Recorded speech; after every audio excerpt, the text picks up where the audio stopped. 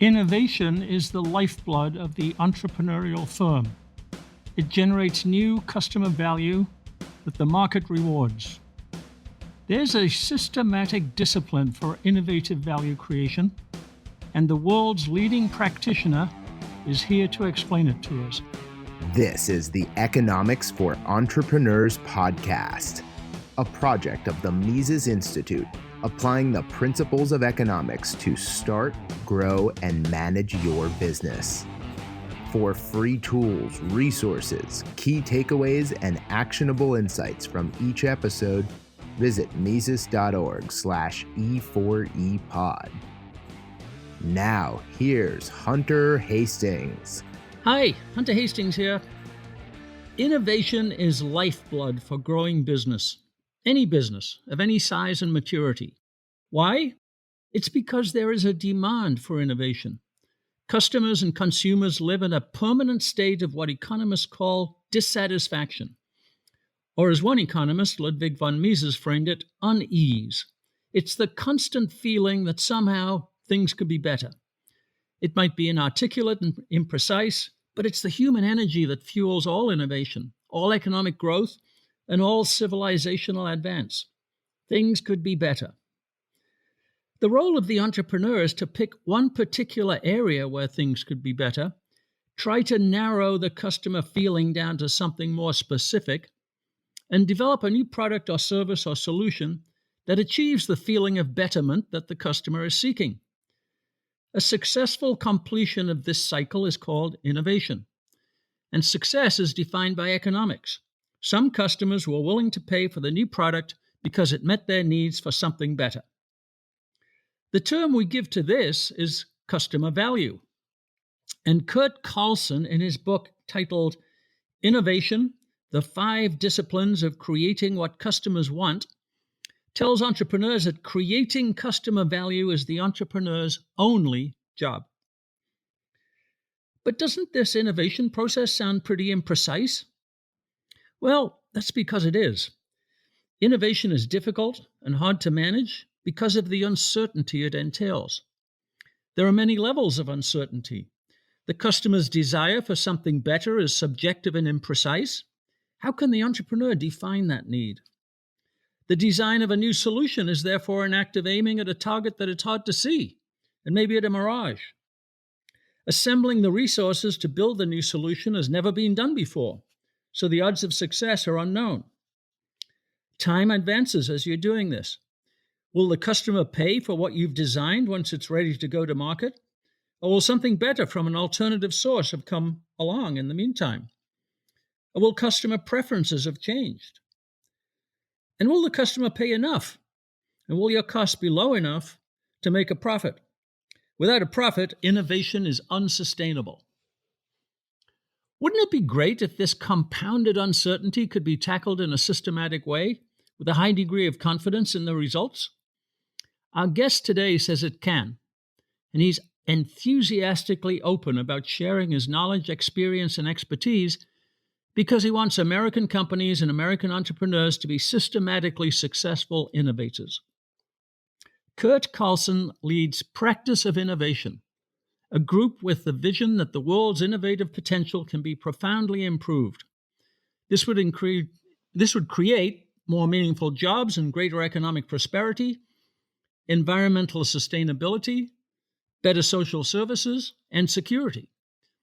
He favors an innovation system, the discipline and practice of innovation, DPI, to help entrepreneurs and their companies to better succeed through innovation in our opportunity-rich but demanding world.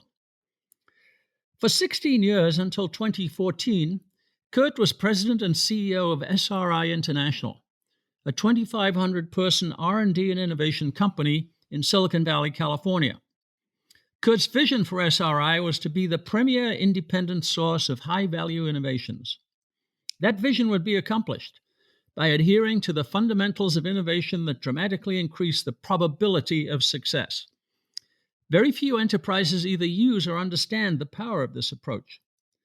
During his tenure at SRI, its revenue more than tripled, and SRI became a global model for the systematic creation of high-value innovations. including HDTV, Siri on the iPhone 4, and many other world-changing advances. We're honored to have Curt with us as a guest on Economics for Entrepreneurs. Let's listen carefully and take as much value as we can from this world leader. Curt, hello. Good morning, Hunter. How are you today? I'm very well. Thanks for joining us on Economics for Entrepreneurs. Great to be with you. Curt, we're going to dive right in. You define innovation as a process Yes. of creating and delivering new customer value in the marketplace. And you say that a lot of bright individuals and capable management teams fail because they don't think through that process of creating innovation in a systematic way. So that's where we'd like to start. Your intent by establishing what you call a discipline of. Yes. Well, it comes from the basic observation that innovation is about learning and creating and searching fast. So you don't wake up one day and create Alibaba or Google or any of those things. You go on a journey of learning to figure out what you need to do to be successful. And as you know, it's not just a question of having an idea, it's an understanding of the ecosystem, understanding of the business models, understanding of the competition, understanding all of those things. So once you say that innovation is a learning activity, then the question is, well, how do you learn best? How can you learn faster, more, and do it more efficiently and more successfully? So basically, it's taking all the bits and pieces that you need to answer to create an innovation and breaking them down and saying, okay, how can we learn about these parts faster than the competition? Obviously, that's the whole goal. And so you've christened or maybe somebody else christened your systematic innovation process. It goes by the letters NABC. And we're going to overview that as a system, letter by letter. But again, what's the idea? Is it a set of steps or a set of constant iterations? How do you see it as a system? So again, if you think about this as a learning science kind of activity, a discipline of learning, then it tells you basically step by step what to do.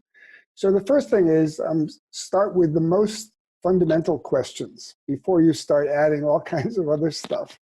It doesn't make sense to think about your partners, for example, until you know what you're going to do. It just doesn't make sense to do that. Mm-hmm. And a lot of people get confused about that. They start saying, oh, this will be my distribution strategy and this will be my marketing plan. But they still haven't figured out exactly what the customer need is. So it doesn't make sense. So the three letters you just mentioned, NABC, is what we call the definition for a value proposition. So what's the need? That's N. What's your approach for the offering and the business model? That's the A. B is what are the benefits per cost? That's the value of your idea. Benefits per cost is the definition for value. And C stands for the competition. So we believe those are the four first most fundamental questions you have to answer. If you don't understand the customer need, you can't develop an appropriate approach or business model. If you don't have an approach, you can't define the benefits per cost. And of course, you're always comparing those against the competition. So four simple but fundamental questions. And I think you can prove it to yourself if you just take one of those questions away. Does it make any sense? Mm-hmm. I don't think it does. If you take away the customer need, of course, you're nowhere. If you don't have something to offer, the approach, what are you talking about? If you can't quantify, in some sense, the benefits and the value to the customer, then you can't really convince people that it's better than the competition or the alternative. So four fundamental questions to start. And I would say that it's really hard to answer these four questions.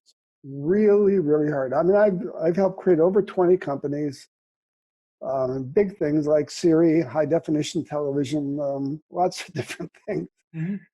And it generally takes hundreds of iterations just to answer those four questions. And it's one of the most surprising things is we've done workshops, 2-day, 3-day workshops with dozens and dozens of companies, probably over 100 companies around the world. And there are 4, 5, or 6 teams in each one of those workshops. So far, no team has ever been able to answer in a compelling way at first those 4 questions. They have not been able to do that. So our whole attitude is, if you can't answer the fundamentals, going and trying to put together a venture pitch, with 15 different slides and what have you, just makes no sense at all. Mhm.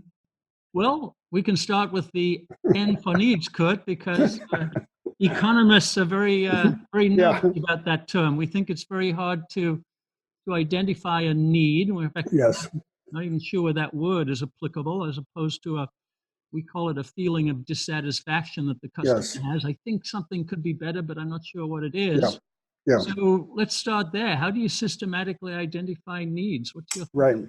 So you're right. I mean, by the way, the 4 terms that I just used, you can replace them with lots of other terms depending on, what angle you're coming from with this. But basically, you are trying to find something where there's a gap, where there's a dissatisfaction, where inefficiency resides, a lot of different problems that reside in the economy. You're trying to find a major one. If it's a business-to-business kind of transaction, you can look at where the money flows and decide, oh, if I can make an improvement here, then obviously financially I can define the opportunity, what the need is, which is to reduce the cost of this manufacturing process. So that's pretty straightforward. If you can identify gaps like that, then you're off to a good start. You still have to figure out what to do, but nevertheless, at least you've identified a place where you might make a contribution. Yeah. The more difficult part is when you come to consumers, because consumers are very subjective, and we all have different criteria we use to define what our needs are. So, if you take a car, you might want a Tesla because you have a green identity and you can afford it and what have you. I can't. I have to buy a Yugo because I can't afford it. So my needs are very different from yours. We both have the common need of getting around in transportation, but given who we are, we define it in a very different way. And of course, that's what makes it tricky. But you still can have ideas, and there are certain things you can quantify. So let me give you a real life example. So everybody knew about a decade ago, or just over a decade now, that Nokia made the best phones in the world. Solid, they were low cost, they were robust, they were just remarkable, right? And they had developed a supply chain that was probably the best in the world. But there was a problem. They weren't very convenient to use. And a guy named Steve Jobs came along and said, gee, what's the problem that people are having? The problem is they're not very convenient devices. So, and by the way, he didn't do surveys. He didn't ask customers what they wanted. What he noticed was, at the time, actually, that all the surveys said that what people wanted was a better keyboard. That wasn't the real question. What they really were asking for is more convenience. And Steve Jobs recognized that fundamental need. Now, how do you put a number on that? Well, it's a little hard in the beginning. But then he said, if we could develop this new technology, the touch screen, then we would move up profoundly in terms of the convenience of using that device. And not only would we change the convenience, we'd open up a whole host of applications that are just unimaginable today. So the key, we call these the key insights. The key insight into replacing the Nokia phone was the observation that what people needed was more convenience. The key insight into the solution for Jobs was the touchscreen might be able to do that. Now, of course, he had to prove that. Once you prove that you can do that, then you can begin to quantify the benefits. You can say, well, how long does it take me to find a website? How long does it take me to make a telephone call? What else can I do with it? So you can begin to pile up quantitative benefits as well as subjective ones. And that's kind of what we look for. We go back and forth. What's the real problem here? What's the real thing that's bothering the consumer? And what would make the biggest difference in a fundamental way to what they're doing? So that key problem and the key insight, Curt, we'd say a couple of things about that. One is it's a feeling. It wasn't Yes, something you could quantify. And correct. Jobs's ability to identify that feeling was empathetic. We call it the ability to feel like the consumer is feeling. Correct. Is that part of the process? Do you think? Is that part of key? Yes, yes. So empathy is part of it, obviously. Of also just understanding what the fundamental attributes of being a human being, that we like convenience. We like things that go faster. And why do we want home delivery from Amazon? It's because of the convenience of not having to go to the store and knowing that the next day the product's going to show up. And by the way, I would say parenthetically that most companies historically have forgotten the value of convenience. You think way back when when Sony was getting started with Morita-san. He came up with the first portable radio. It was like, and then he came up with a Walkman. And he was really the Steve Jobs of the day. He understood that it was not just the quality of the product. Is it got good quality digital sound and it can pick up all the stations? He also realized that having it easy access and convenience was often more important than the quality. And I would say that sense of appreciation for basic human wants, as well as the empathetic part that you mentioned, are really fundamental to figuring out what to do. Right. And then another thing we try to explore is that if you can combine that empathy or that understanding of human fundamentals and feelings with technical knowledge, yes, as Jobs did, then you've got a combination that can produce innovation. Is that a good way to think? That's absolutely. I think that's the key thing, and that's what's missing from so much of what people learn about different methodologies is this connection between not only what the customer or the market needs, but also you have to figure out what to do. And that process of having the technology or access to some kind of solution in the marketplace and going back and forth and back and forth and back and forth, that's really the essential step. And that's what we did when I was CEO of SRI. We really drove that process really, really hard, iterating continuously between what was needed and what could be done to solve it. Yeah, that is the key thing. And again, it's a learning activity. It's not something, you wake up and you go, oh, I understand everything to know about artificial intelligence. When we did Siri, for example, there are 10 technologies in there. There wasn't a single person on the planet who understood all of those 10 technologies. So we had to assemble a team and keep on iterating back and forth between the need, again, for convenience mostly, and what would enable us to create a paradigm shift and interactivity with mobile devices. So and by the way, parenthetically, most big opportunities today are multidisciplinary. So this issue of driving back and forth between needs and capabilities, technical or otherwise, is really a place where major improvements can be made. Yeah. Well, let's use that as a segue to the A in NABC, Curt, the approach. And if I understand it, and maybe I don't, that's the approach is both the assembling of resources, as economists call it, and the business model and the go-to-market part. Is that the right way to think about approach? Yeah. So we start out again very simply. We just ask, what is the offering and what is the business model, just to get started. And as we were just saying, the example of Siri, for example, we had the idea of a personal assistant's been around for forever. You can go back 100 years and people were talking about things that looked like that. And obviously the movie 2001 with Hal Yeah. was kind of a negative inspiration for everybody for a long time. The question was, and everybody understood the increase in performance. The challenge, though, was how do you put the pieces together? Because as I mentioned, there were about 10 technologies involved. And the second challenge was, what's the business model? How do you make money? Mm-hmm. And for us at SRI, actually, the technology part of it was the relatively easy part. The hard part was, how do you actually create a business model that will create a viable company? That was the hard part. We spent several years on that.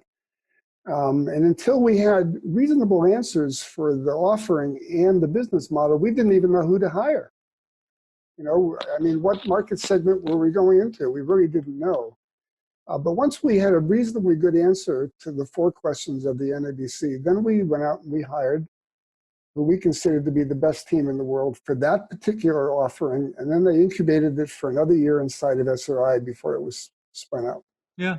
Isn't it the case that the business model didn't quite develop the way you thought? You were thinking about commissions from the service providers that customers search Yeah. for through Siri or booking a hotel, Yes. and that's not exactly the way it worked out. Is that right? Well, when Steve Jobs bought it, obviously he was putting it on as a service for the device. So his business model was to sell the device with enhanced features. Yes, we were asking eventually for reference fees from people who'd be sent to a hotel or airport, whatever. And the APIs had to be put in place for that model to be viable. We tried every other kind of model before that. Yeah. And we decided they didn't make sense, that we had to wait for that model to emerge and for the ecosystem to be mature enough to let us do that. Right. Absolutely correct. One of the terms that we try to use in thinking about approach, Curt, is designing an experience for the Yes. customer. And the idea there is value lies in the experience. You can't have the experience for the customer, but maybe you can kind of design it and imagine what they're going to feel and how they're going to Yes. participate. Is that valid, designing a customer experience? Yes. So I would generalize what you said. So there's a hierarchy of value. There are, you start off with commodities, wheat, things, flour, Yeah. where you're basically competing on price. And then you have products, like the Nokia phone was a good, solid product. But then Steve Jobs came along with a paradigm shift and a better product. And then he added services like iTunes on top of it, and experiences like Siri, and he brought in entertainment features as well. And he kept on working up the hierarchy. So at the top of the hierarchy are things like identity, meaning. It's what Nike sells, for example. They don't sell products. They sell products. It's kind of a joke. But what they really sell, if you talk to the executives at Nike, is they sell an experience. They sell a bit of an athlete. So they basically make commodity products. I mean, they're good products, but anybody could make them. Anybody could design them. What they really sell is the athletes that they sign up for hundreds of millions of dollars. So that's an example of designing an experience and developing a brand based on the top of the hierarchy that you were talking about. Yeah. We also think that the Nike sells the idea to the consumer of bringing out your better self, becoming a better person or achieving things. And that's way at the top of the hierarchy. Well, it is, and it's you're going to do that because you're associated with LeBron James and you're Jordan. Emulating in some way, or exactly. You're a cool guy, and Steve Jobs understood that better than anybody. That he was overt about how you were special, you were clever, you were entrepreneurial, you were just a wonderful all-around clever person. And if you bought those other products, you were not. Right. You can see that in the coffee shop when the Apple logo is facing you from a person's up there. Exactly. And, Yeah. and how much value is in that? Well, Right. just about all the value in the market. And as you know, it only took him 7 years to put Nokia out of business. Remarkable. I mean, one of the most rapid declines of a number one company in the history of the world. From number one to out of business in 7 years. Remarkable. Because Steve Jobs understood this, and obviously the Nokia folks did not. They thought they were selling phones, and Steve Jobs was selling an experience. Well, we'll get back to that in C, but I want to be linear, Curt, and go to B. So here we are. We've identified needs. We've been in this very esoteric area of value creation. We're iterating back and forth, but the benefits that we deliver have to be greater than the cost. So the B is benefits over cost, and I think we're comfortable in economics. But the challenge is how do you put a dollar value on those benefits that you can then compare with the costs? Well, it's hard to put a dollar value on them most of the time. We mentioned if it's a business-to-business activity, then you can do it because most of the criteria are financial or delivery time or things that you can actually put a number on.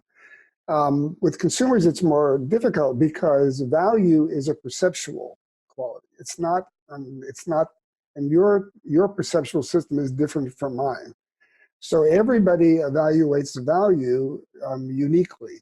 So, if you're selling a product, what you think about your value really doesn't matter. The only thing that matters is what does your customer think about it? Now, being an economist, you might think that's kind of a strange definition, benefits over costs, because oftentimes financial or economics folks think benefits minus costs, which is obviously a valid concept as well. An accounting concept. Yeah. So the reason we use benefits over the cost to start is that it is perceptual, and all perceptual things are measured as a comparison. So if I give you, for example, let's say I give you $1, and you start with $1, and you think, wow, that's 100% improvement. And you think, well, thank you, Curt. Let's say you have $1,000 and I give you $1. You might say thank you, but it's not going to have a significant impact on you. So in one case, it's 100% improvement. The other, it's a fraction of a percent improvement. So everything is in percents when you think about perception. So when you think about lighting, for example, you walk into a room, if you can turn the lights up about 10% and you'll notice it.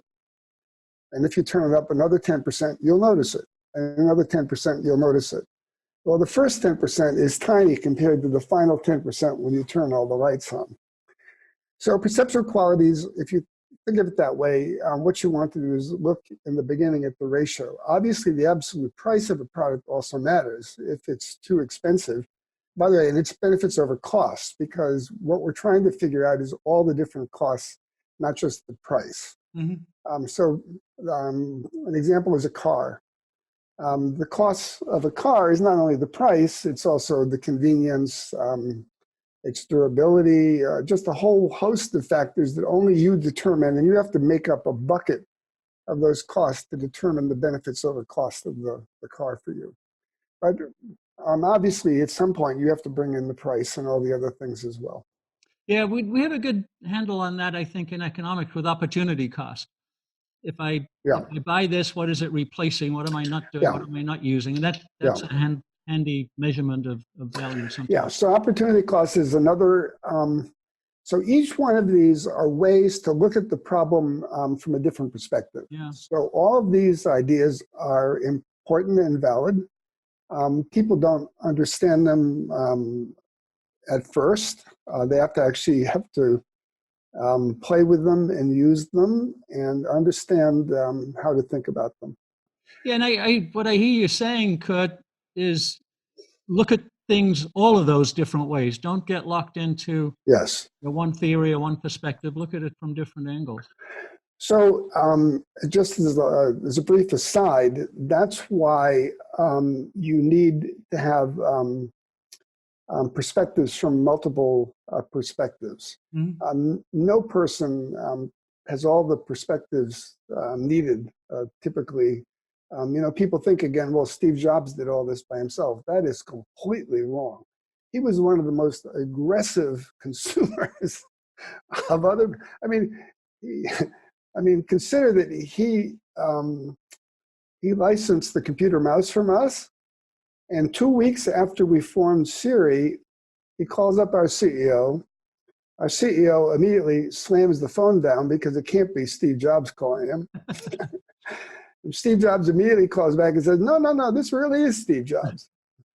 And he wanted to come over and talk about buying our company, which he did. We didn't want to sell the company.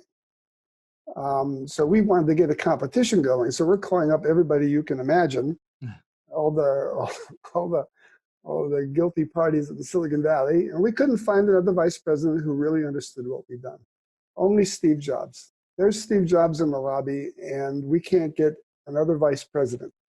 And what was the difference? Well, Steve Jobs was an aggressive learner. Every Monday, people were feeding ideas up to him. He was then synthesizing them and sending them back down, up, down, every week. That's what Steve Jobs did. And how many companies do you know that have that kind of aggressive value creation process? It was not by accident that Steve Jobs understood what we'd done. It's not by accident that he understood why the computer mouse was going to be the transformation he needed to form a new kind of computer company. He did that homework, and most people don't. So you need those perspectives. You need those perspectives. Multiple perspectives. Critical idea. Yeah. Can I give you one other piece about this, because it's really important? Yeah, please do. Please do.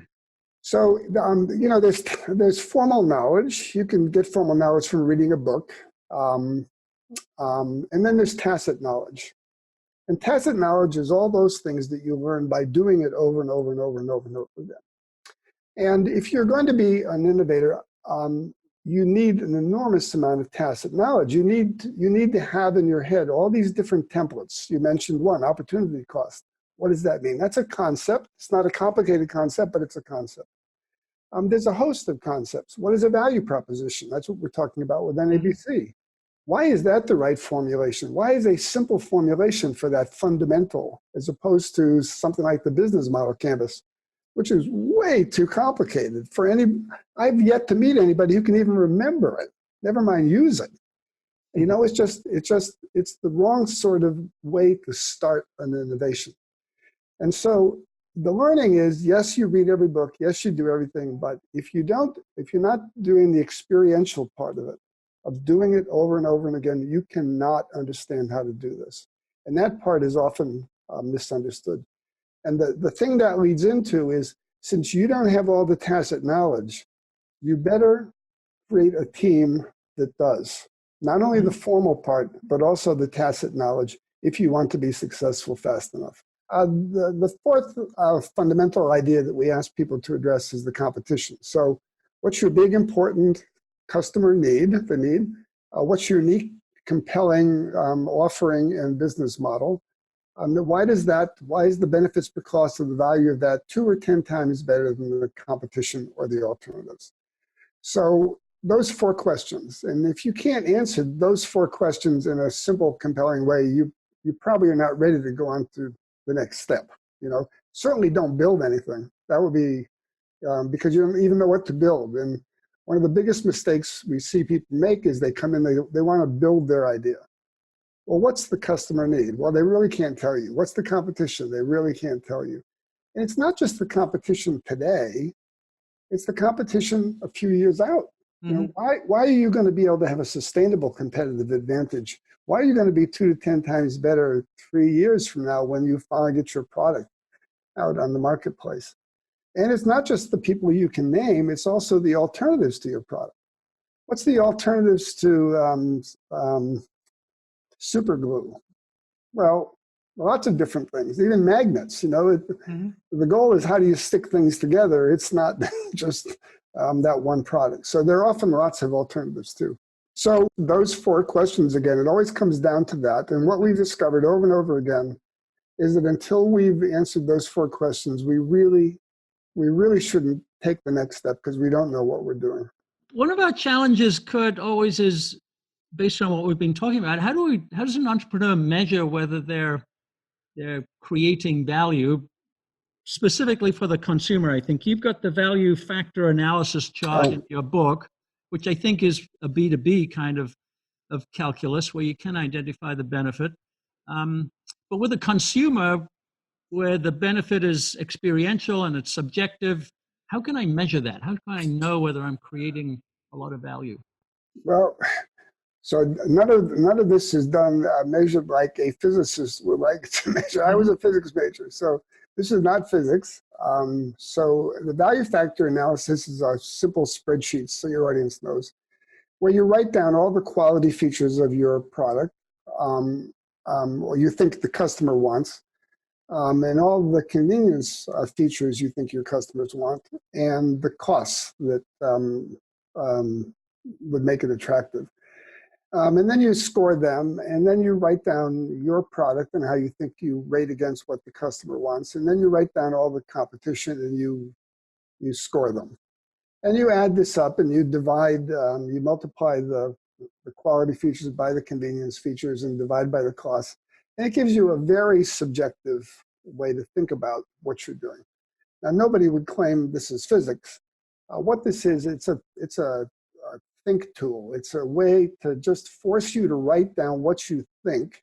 And it gives you a tool to go to your customer and say, what do you think? Here's what I think. What do you think? And this customer can look at this spreadsheet and say, no, I don't care about that. You know, my needs are completely different than that. And so it's a tool to facilitate that kind of discussion. So entrepreneurs can use it in all circumstances, you would say? Absolutely. Every circumstance. We use it all the time. And the thing is, it facilitates a really productive conversation with potential customers. That's what you're trying to do. You can't just ask customers what they want. They don't know. It goes back to our first observation with Steve Jobs is customers only know what they know. They don't know what's possible. You have to help them with that. You can watch them, you can be empathetic, you can do all kinds of things. But when you're done, customers can only tell you what they know. They can't tell you what's possible that would change their life. That's your job. Yeah. So let's get to our point about organization then, Curt. So this ephemeral, subjective, can't predict the future kind of uncertainty that we're dealing with. You say you can take a systematic approach, and you talk about rapid iteration, and you can go at exponential rates. So let's get to the question about how you organize that in a set of teams and companies. So that really becomes the key thing, right? Because you can, I think there's several hundred business books written every year. and mostly they're about the what. You know, you should do this, you should do that. People should be more creative. There should be more teamwork. Well, that's swell. I mean, that's swell, right? That doesn't solve the problem. The question is how? How do you do it? How do you make the results you want inevitable? Now, inevitable is a strong word, but you know, you don't want it just to be happenstance. You don't want to have to depend on a lone genius. You don't want, you know, that doesn't work. So how do you put these principles in place so that more than likely what you're hoping for will happen? So again, let's go back to the fundamentals. There are 3 things that we always look for when we go into a company. Are people working on important things or interesting things? So we had a discussion about, you know, a little bit about how do you identify important opportunities. So a simple example at SRI was if we're going to form a venture, it had to be worth at least $200 million. Why? Did I make that number up? No. I'm in Silicon Valley. I want to work with the best venture capitalists. I don't want to work with the B team. I want to work with the A team. I want to be able to recruit the best talent. And after we go through forming the company and it getting diluted by investments and stuff, I want to have a decent share of that so it's worthwhile for us to do it.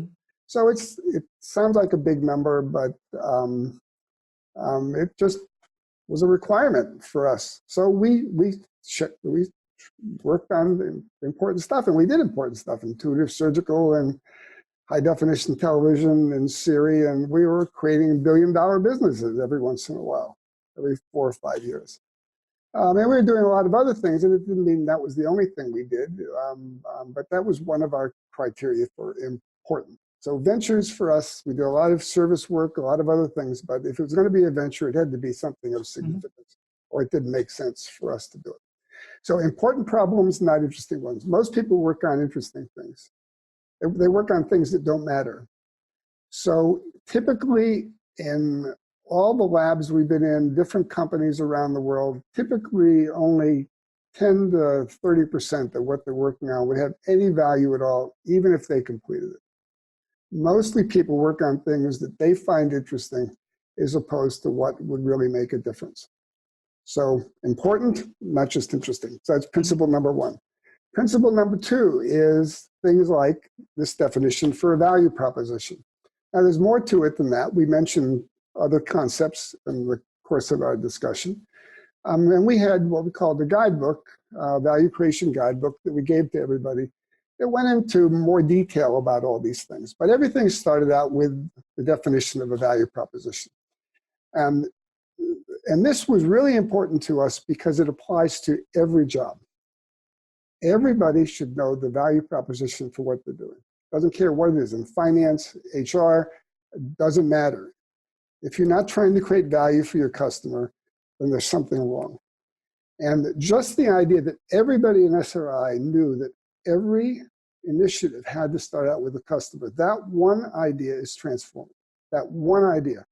I have not been in any other company where everybody knew that that was their job and what the definition for a value proposition was. That is a really, I think, a really big idea. And of particular importance, if NABC were bigger than that, like the business model canvas, nobody could remember it, nobody could do it, and everybody would be even more confused, not less confused about what their job is. So simple, fundamental. So important problems, not interesting ones, simple but fundamental definition for a value proposition. And the third thing is value creation forms. So we've already discussed about how innovation is multidisciplinary. It requires different perspectives. It requires iteration. It requires the collection of intrinsic knowledge from other people and developing intrinsic knowledge yourself. So that doesn't happen by reading a book. Nobody came to SRI who knew how to create value. Not from MIT, Caltech, Stanford, Berkeley, Harvard. We're hiring straight A PhDs from the best schools in the world, and none of them have learned how to do that. Well, why should we expect that? It's a separate thing. It's, you know, it's like, hi, I read a book about how to play the violin. Now I'm going to go to Carnegie Hall. I don't think so. And like going to Carnegie Hall today, when you do an innovation, you're competing with everybody in the world. It's the Olympics. So all of a sudden, you know, you get this PhD from a wonderful school, God bless you, but you think you're going to then be, you know, a world-changing innovator? And think even about people like Jobs and Gates and Ma with Alibaba, what they had to go through before they actually became successful entrepreneurs. They had to go through that learning process. So at SRI, the way we did it was we had these, we called them value creation forums, where we all stood up every 2 to 6 weeks and we presented our value proposition, NABC. Now, as it got developed, of course, there'd be more parts to it. But in the beginning, that was how everything got started with those 4 questions. And there'd be 4 or 5 or 6 teams in the room, and the meeting would take an hour and a half over lunch with pizza and Coke. You'd stand up, the teams would give you feedback. What was good, how to improve it, eyes of the customer, eyes of the investor, other thoughts. And we'd incrementally fund them to take the risk out as they went along. Don't spend a lot of money until you can answer those questions. That was kind of the principle. But this way to collect the collective genius of SRI was what differentiated us, because most companies don't do that. They don't form, like with Siri, where we're collecting all these different perspectives, these 10 different technologies. You know, why is it that SRI with 2,500 people beat IBM by 4 years, 5 years? It's crazy, right? Well, it's not crazy if you think that we were actually pulling together on a regular basis, every 2 to 6 weeks, the right kinds of people with the right kinds of disciplines to begin to put together the value proposition to solve that problem. And big companies have a really hard time doing that. Universities are terrible at that. That's why they're so awful at this with their tech transfer programs. National labs are terrible at this. They don't do that, and it's fundamental.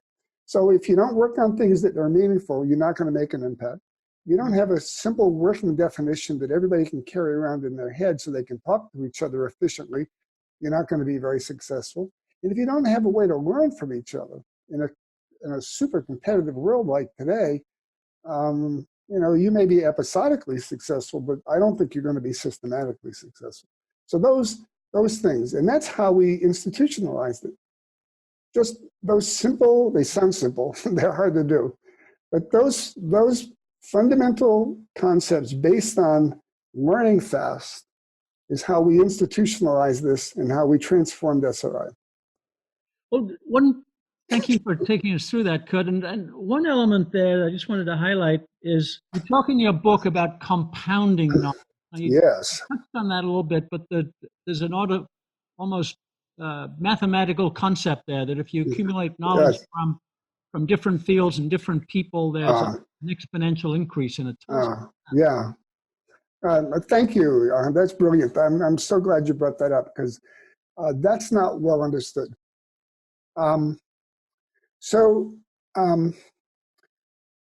We had a discussion a few minutes ago about how people judge value as a percentage. So it's like compound interest. Mm-hmm. So, you know, is it 10%, 20%? And when we're watching the performance of people, we measure their performance that way too. It's not, you know, it's not like they improved by 1 unit. It's, they improved visibly by a certain percentage where it became obvious to people. Mm-hmm. So imagine these value creation forums where everybody's giving their presentation. Let's imagine in the beginning, as they all start out, they're all terrible because it's really hard answering those 4 questions. Our running joke is when you start, you don't know anything. It's pretty close to being true. You don't know anything. You have a hunch, you have a guess, you get started. But imagine that in the meeting, everybody is using the same format, NABC. So we have a common language, a common framework. We can compare one framework against another. And so, Hunter, you give your presentation, and you do a really good job on the competition. Everybody is sitting there watching going, oh, Hunter, that's what it means. Hunter has figured out what it means to answer that. So everybody else in the room is watching this. And now the next time, 2 weeks from now, when they come back and they present, they want to do better than Hunter. Mm-hmm. They want to, because it's just kind of natural competitive juices, they want to do a better job than him. And you're watching this and you think, well, I nailed that one. Now I'm going to be the superstar on the customer need part of it. And being Hunter, you come in and now you've nailed the need statement in a way that nobody else has been able to think about it before. And as people watch this, they kind of bootstrap themselves forward in a way that you could never force them. You could never get them to learn as fast as this happens. So it is a compounding process, and it's based on the principles we're talking about. You have to work on things that are significant enough that matter. You have to have a simple framework. Again, if you can't remember the framework from one presentation to another, it cannot work. Mm-hmm. So I think, for example, things like Agile, the problem with Agile is nothing wrong with Agile. It just has no framework for a value proposition, so you can't do compound learning. So that's a real, you can fix it just by adding one, but inherently, the way people write about it doesn't have one. The lean methodology with the business model canvas is way too complicated. It's terribly confusing. And you can't do compound learning with it. You just can't do it. I mean, I go to workshops where I see people doing this, and it's got so many different parts. It's got about 13 different questions to answer. I mean, some things are missing. There's not even competition on it. And I'm watching them, and they're all doing something different. And I see this compound learning not happening. It was really part of the secret of our success, is that we were learning faster than other people because we were using a methodology based on team learning, recurring, so we could get the intrinsic knowledge we needed, and using a basic framework that allows for this comparative learning. Comparative learning is how we learn. It's a fundamental learning science principle. And if you're not doing that, then you're not learning as fast as you could. Hope that makes sense. It certainly does. You know, at Economics for Entrepreneurs, we're trying to compound business knowledge and economic knowledge. So I'm gonna run everything you said about any. Well, let me give you one other thought about when you're doing that. Everything I talked about is based on what's called active learning. Mm-hmm. It's the science of learning. And it's, I just wrote a paper on that. And how do you break the learning elements down into fundamental concepts that then can allow for things like compound learning? And when you look at economics, or teaching anything that way, it really is for me, it was an epiphany that there was a very systematic way to help people learn faster. And we tried all these other methodologies at SRI for years, and none of them worked. None of them worked with real people in a real setting, especially creative people like you and the people we hang around with. They just won't put up with it. It's just too complicated, too confusing, too much of everything. It's got to be simple, fundamental, direct, and you have to enable these fundamental learning principles. Team learning, simple frameworks, basic frameworks, recurring. If you don't do those things, you will not be successful. Good. And so economics tends to overcomplicate things often, I find. So, well, some people do, some people don't, right? yeah. Some people do, some don't. We'll try and be the simplifiers.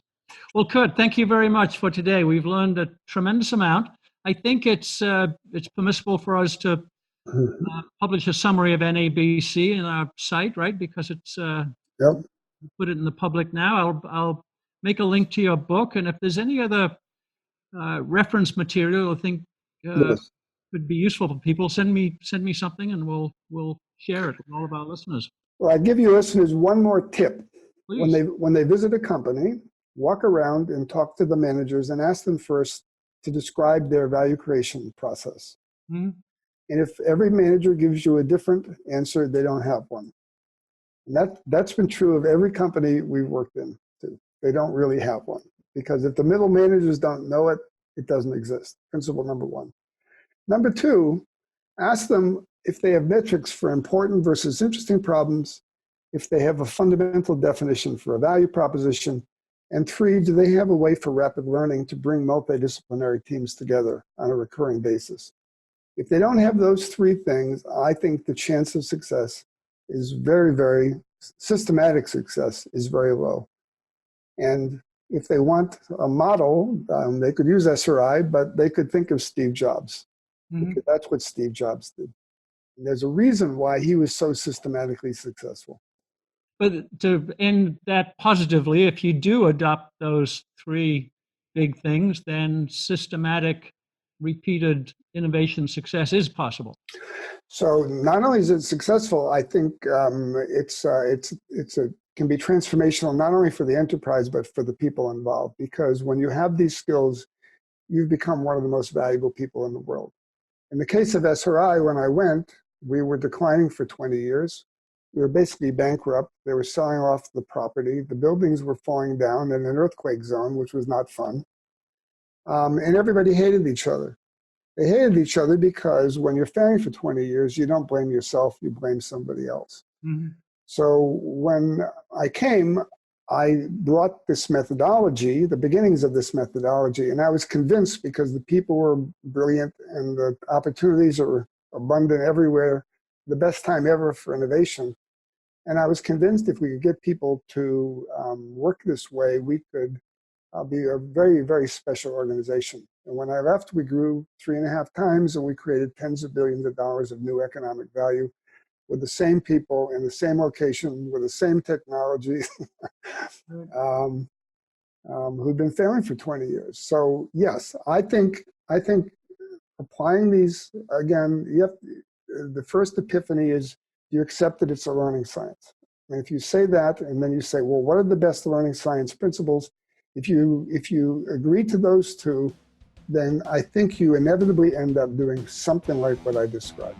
Good. Well, Curt, thank you very much for everything that you've shared today. We really appreciate it, and we hope to be able to talk to you again. Great being with you. Yep, I hope so too. Thank you, Curt. Take care.